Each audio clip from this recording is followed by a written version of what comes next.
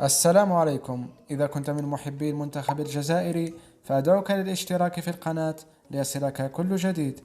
كشف رسميا الناخب الوطني جمال بلماضي عن طرده للاعب الجزائري يانيس حماش من المنتخب الوطني، ورغم توجيه الدعوة لهذا اللاعب خلال وديتي مالي والسويد إلا أنه لم يلعب حتى لدقيقة واحدة، وهذا ما أثار جدلا واسعا وسط الجماهير الجزائرية، حيث تساءلت عن السبب، حيث كشف بالماضي أنه غير مقتنع بمستواه.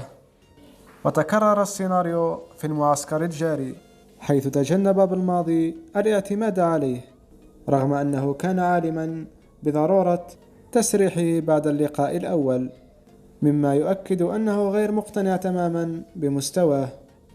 بالإضافة إلى أن اللاعب تمرد منذ أيام على ناديه دينيبرو الأوكراني، رافضا أن يلعب معهم في مباراة أقيمت في مدينة كييف باعتبارها منطقة حرب، وهذا ما جعل بالماضي متخوفا من سلوك اللاعب في المنتخب الوطني، فقام بتسريحه نهائيا.